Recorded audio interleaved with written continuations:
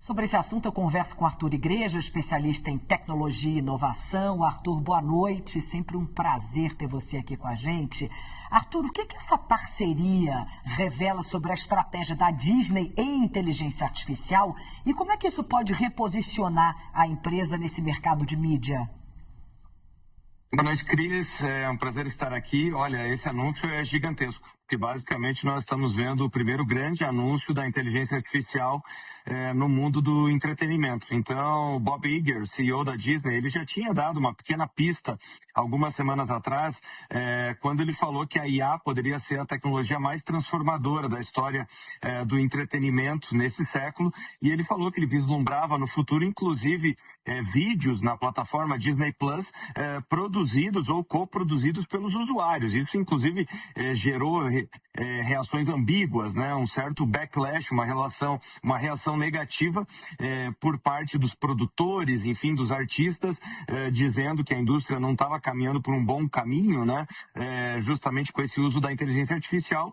Então, o que nós estamos vendo é o seguinte, a Disney, a partir do momento que ela estabelece essa parceria, ela sabe que ela vai precisar cada vez mais de inteligência artificial e que a OpenAI é possivelmente o melhor player nesse momento. Ou seja, o entretenimento contará cada vez mais com inteligência artificial. Segunda coisa, com essa possibilidade das pessoas criarem vídeos curtos de até 30 segundos, com esse catálogo espetacular que a Disney controla, a Disney é possivelmente a empresa que é a maior gestora de propriedade intelectual do mundo. Nós estamos falando aqui do universo Disney, Marvel, Pixar, enfim.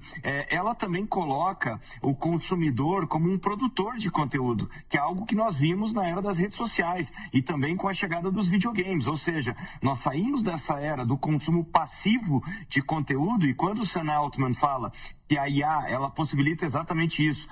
Com nenhuma ou uma curva de aprendizado muito curta, as pessoas passam a fazer coisas incríveis, com o Sora e também com o ChatGPT.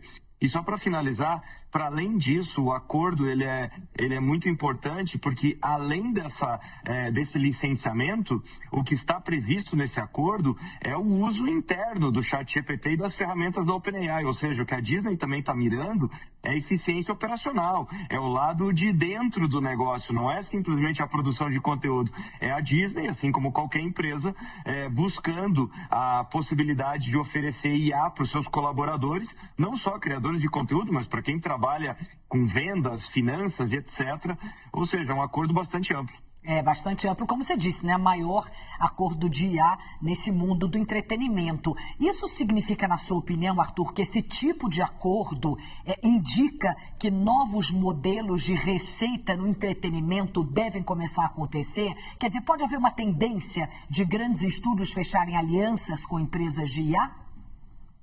Não tenho dúvida nenhuma, porque basicamente, assim como nós tivemos uma revolução com o streaming e uma aproximação, quer dizer, as plataformas de streaming passaram a se tornar estúdios, passaram a produzir conteúdo, ou seja, tiveram que se conectar melhor na cadeia adjacente e subjacente ao seu negócio, passaram a incorporar mais lados do seu negócio. O que nós estamos vendo aqui é que a Disney, ao invés de simplesmente consumir os serviços da OpenAI, ela quer fazer parte do negócio. Então, eu não ficaria nem um pouco surpreso se nos próximos meses nós víssemos anúncios maiores, uma participação maior, até uma participação acionária, nos moldes do que nós vimos com a NVIDIA investindo na OpenAI, já que a OpenAI, na medida em que ela cresce, ela gera demanda para infraestrutura e para chips da NVIDIA. Ou seja, a partir do momento que essa estratégia se consolidar, o que pode acontecer é que a Disney ela pode aumentar essa fatia de participação justamente porque ela vai ser naturalmente